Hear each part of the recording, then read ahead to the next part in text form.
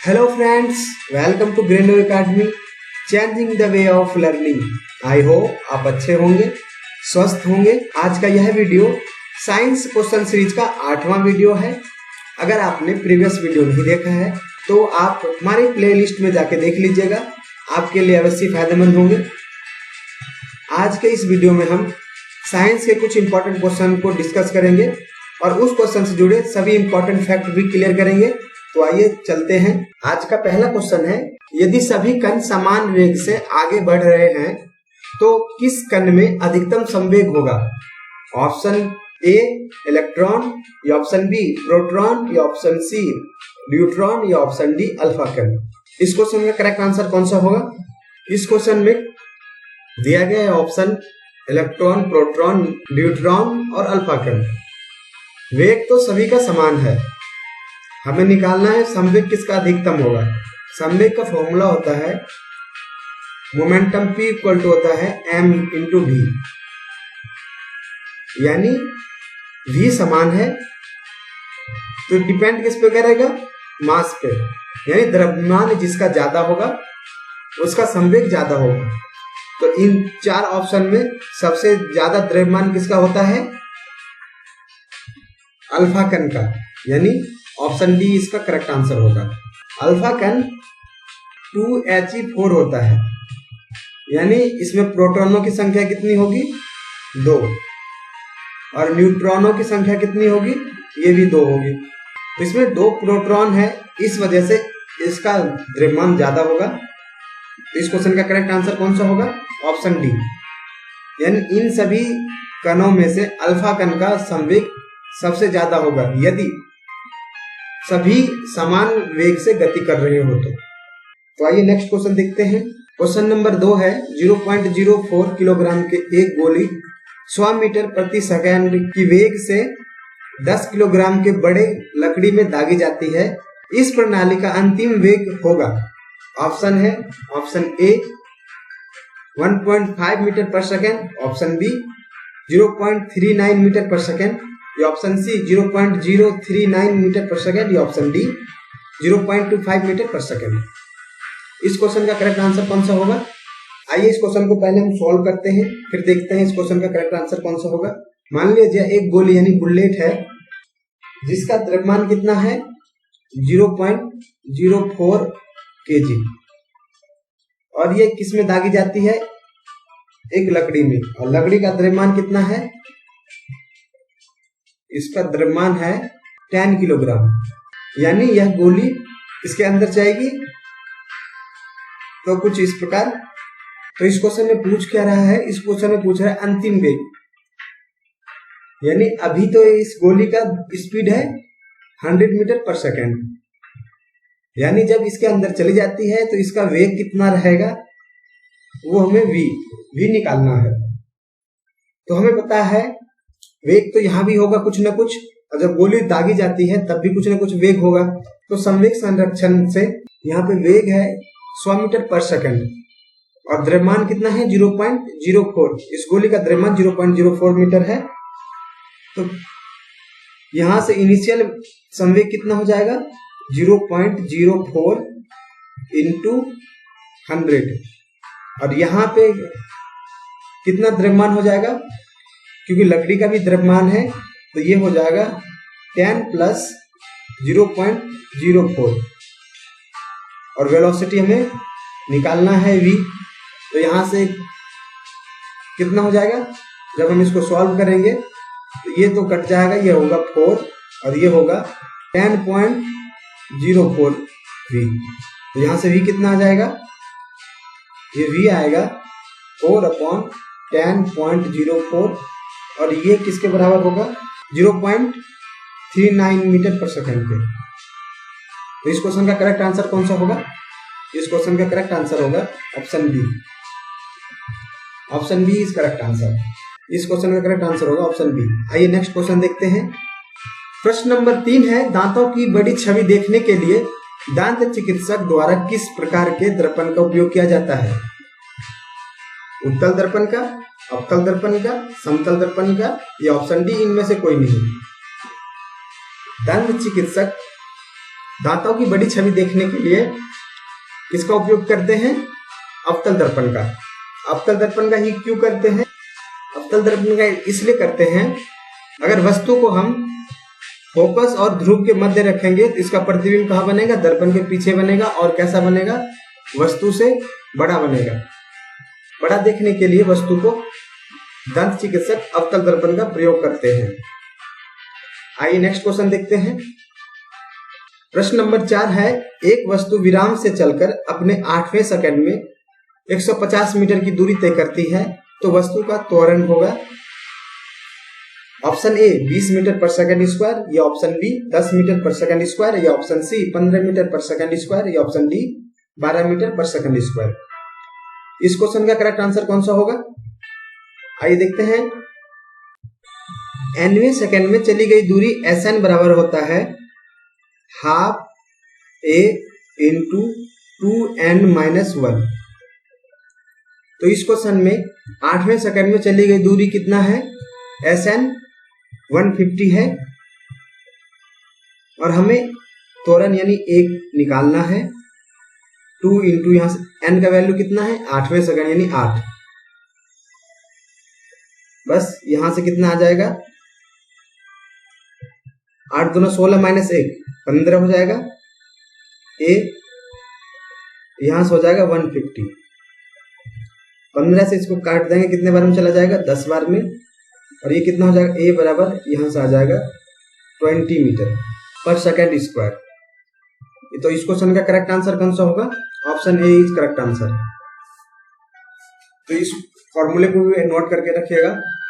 गति के ये चौथे फॉर्मूले होते हैं।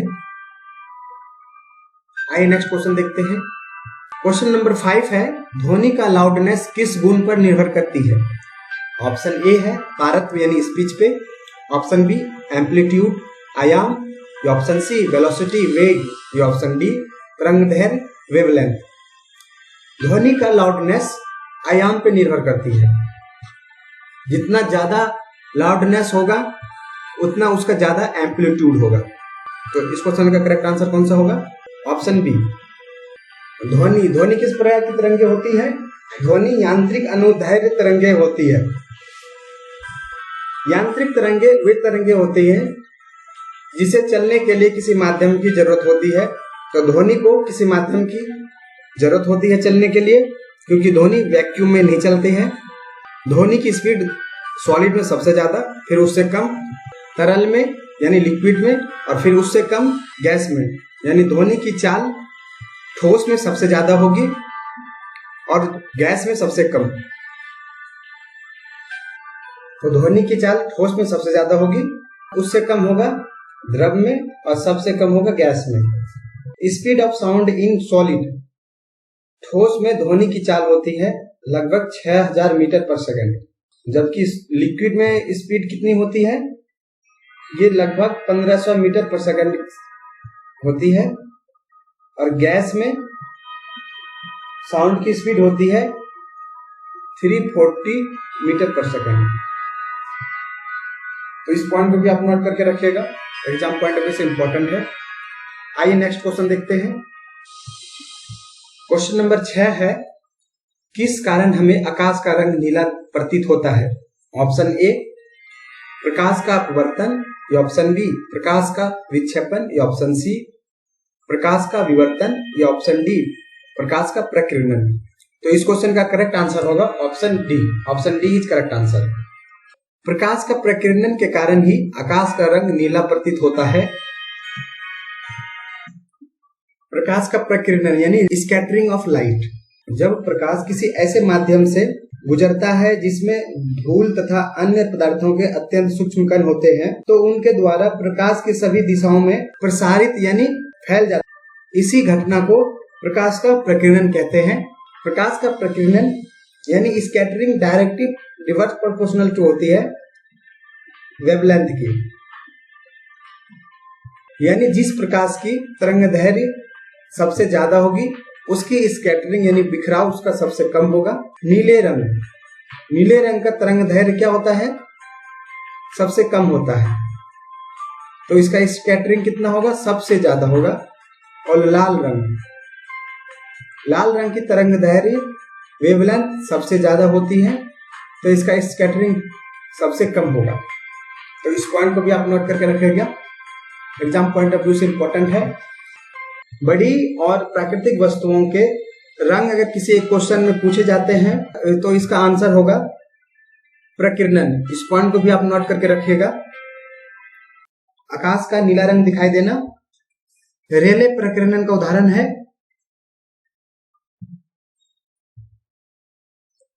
जबकि समुद्र का नीला रंग दिखाई देना रमन प्रकीर्णन है।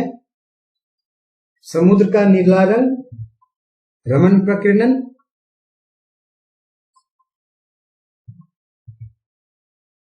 रमन जी को रमन प्रकीर्णन के लिए फिजिक्स का नोबेल प्राइज भी मिला था। सूर्योदय व सूर्यास्त के समय सूर्य का लाल रंग दिखाई देना रिले प्रकीर्णन,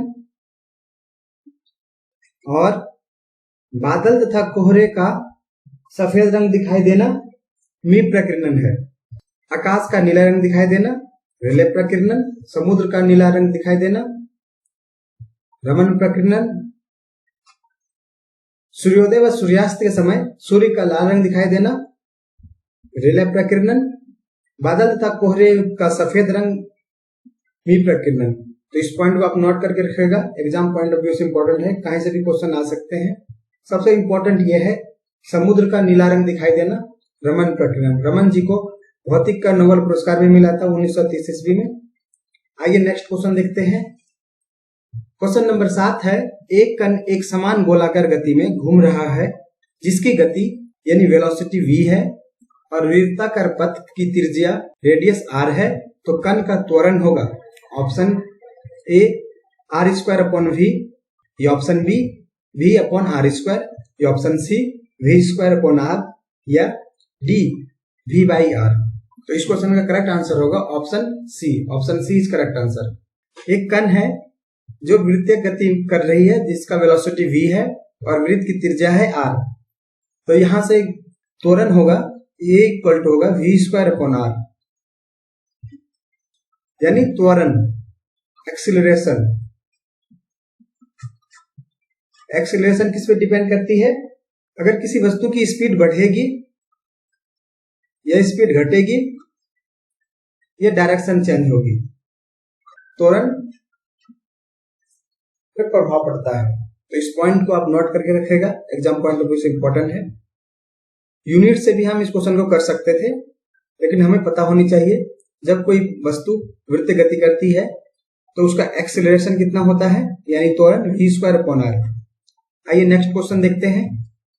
क्वेश्चन नंबर 8 है, यदि किसी वस्तु द्वारा तय की गई दूरी समय के अनुक्रमानुपाती हो तो वस्तु किस चाल से चल रही है? ऑप्शन ए शून्य वेग से, ऑप्शन बी समान वेग से, ऑप्शन सी समान त्वरण से, या ऑप्शन डी चर वेग से। किसी वस्तु द्वारा तय की गई दूरी यानी s किसके प्रोपोर्शनल है? t के, यानी s का मान अगर बढ़ेगा तो t का भी मान बढ़ेगा। वेग बराबर फॉर्मूला होता है दूरी बटे समय, यानी वेलोसिटी क्या होगा s/t। तो इस क्वेश्चन में दिया गया है s डायरेक्टली प्रोपोर्शनल है किसका? t का। अगर हम s इक्वल टू देखें तो यहां से कितना हो जाएगा, kt हो जाएगा। k यहाँ पे कांस्टेंट है। अगर हम इसे t के रेस्पेक्ट में डिफरेंशिएट करें तो ds/dt हो जाएगा। k कांस्टेंट है और ds/dt, और यहां से हो जाएगा t। और इसको डबल डिफरेंशिएट करें d²/dt हो जाएगा 0। यानी इसका मतलब ये है उस वस्तु का वेग कितना होगा, नियत रहेगा। उस वस्तु का वेग नियत रहेगा, क्योंकि ds/dt यहां से क्या आएगा, कांस्टेंट वैल्यू आएगा। ds/dt क्या आएगा, कांस्टेंट, यानी वेग क्या होगा, नियत रहेगा। आइए नेक्स्ट क्वेश्चन देखते हैं। दरवाजे को आसानी से खोलने के लिए हैंडल को कहां लगाना चाहिए? ऑप्शन ए कब्जों के पास, ऑप्शन बी बीच में, या ऑप्शन सी कब्जों से दूर कहीं बीच में, या ऑप्शन डी कहीं भी नहीं। तो ये ऑप्शन ही गलत है। 3 ऑप्शन दिए गए हैं, इसका करेक्ट आंसर कौन सा होगा? इस क्वेश्चन का करेक्ट आंसर होगा, आइए देखते हैं। यानी एक दरवाजा है, तो इस दरवाजे का हैंडल हम कहां लगाएं? जिससे हम दरवाजे को आसानी से खोल सकते हैं। बल आघूर्ण टाउ इक्वल टू होता है F into r sine theta. तो यहां से अब हम F निकालें तो F इक्वल टू क्या हो जाएगा, tau upon r sine theta. यानी फोर्स हमें कम लगाना चाहिए। इसका मतलब यह है कब्जे से, ये कब्जा है तो हम कहां लगाना चाहिए, कहीं दूर लगाना चाहिए, यहाँ पे सेंटर में। अगर कब्जे से कहीं दूर बीच में हैंडल को लगाएंगे तो हमें कम फोर्स लगाना पड़ेगा ताकि दरवाजा आसानी से खुल सके। और आप अपने घरों में देखे होंगे कब्जे से कहीं दूर बीच में हैंडल को लगाए जाते हैं ताकि दरवाजा आसानी से खोला जा सके। तो इस क्वेश्चन का करेक्ट आंसर कौन सा होगा, option C. Option C is correct answer. आइए नेक्स्ट क्वेश्चन देखते हैं। एक कार आधी दूरी 20 मीटर पर सेकंड की चाल से और शेष 30 मीटर प्रति सेकंड की चाल से तय करती है तो कार की औसत गति होगी, यानी औसत चाल।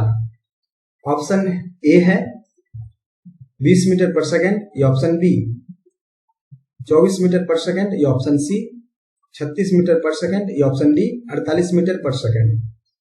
इस क्वेश्चन का करेक्ट आंसर कौन सा होगा, आइए पहले देखते हैं। मान लिया जाए ए और बी की बीच की दूरी कितनी है, डी है। एक कार इसकी आधी दूरी 20 मीटर पर सेकंड की वेग से तय करती है और आधी दूरी 30 मीटर पर सेकंड की वेग से तय करती है। मान लीजिए इसका सेंटर पॉइंट एम है, यहां से यहां तक दूरी 1 है और एम से बी तक की दूरी 1 है। क्योंकि बराबर हिस्से में है तो औसत चाल कितनी हो जाएगी, एवरेज स्पीड, यानी कुल दूरी 1 और 1 मिलकर के 2 हो जाएगा। और टोटल टाइम कितना लगेगा, 1/v1 प्लस 1/v2। तो यहां से हो जाएगा 2/1/20 प्लस 1/30। जब हम इसे सॉल्व करेंगे ये हो जाएगा 2 20 30, नीचे हो जाएगा 20 प्लस 30। जब हम इसे सॉल्व करेंगे तो इसका आंसर कितना आएगा, ये आ जाएगा 24 मीटर पर सेकंड। तो इस क्वेश्चन का करेक्ट आंसर कौन सा होगा, option B. Option B is correct answer. ये तो औसत चाल डायरेक्ट फॉर्मूले से निकाल सकते हैं। एवरेज स्पीड, एवरेज स्पीड होता है 2xy upon x plus Y. यहां से पहली चाल कितनी है 20 और दूसरी चाल कितनी है 30, और इन दोनों को ऐड कर देंगे कितना हो जाएगा 50 हो जाएगा। 1 0 से 1 0 काट दीजिए, आप इसको यहां से कट कर दीजिए तो 4 दूना 8 और 8 तिया 24, तो यहां से भी आ जाएगा। आइए नेक्स्ट क्वेश्चन देखते हैं। दो वस्तु का द्रव्यमान क्रमशः 60 किलोग्राम 30 किलोग्राम तथा दोनों द्रव्यमानों के बीच की दूरी 5 मीटर है, तो दोनों के बीच लगने वाला आकर्षण या प्रतिकर्षण बल होगा। तो इस क्वेश्चन का करेक्ट आंसर कौन सा होगा, आइए देखते हैं। दो वस्तु है जिसका द्रव्यमान एक का है 60 किलोग्राम और दूसरे का है 30 किलोग्राम, और इसके बीच की दूरी कितना है, ये है 5 मीटर। तो इसके बीच लगने वाला आकर्षण या प्रतिकर्षण बल हमें निकालना है। न्यूटन के गुरुत्वाकर्षण नियम के अनुसार दो द्रव्यमान कणों के बीच लगने वाला आकर्षण या प्रतिकर्षण बल उन दोनों द्रव्यमान के गुणनफल के अनुक्रमानुपाती तथा बीच के दूरी के वर्ग के व्युत्क्रमानुपाती होता है। तो यहां से कितना हो जाएगा, F डायरेक्टली प्रोपोर्शनल टू हो जाएगा m1 m2 upon r square. जब इस प्रोपोर्शनल को हटाएंगे तो यहां से आ जाएगा एक कांस्टेंट g, जिसे हम गुरुत्वाकर्षण नियतांक कहते हैं, m1 m2 upon r square हो जाएगा। यहां से F इक्वल टू g का मान होता है 6.67 into 10 to power -11 newton metre square upon kg square. m1 कितना है, m1 है 60 किलोग्राम और m2 कितना है 30 किलोग्राम, और डिस्टेंस कितना है 5, और 5 का यहाँ स्क्वायर करने में कितना आ जाएगा 25।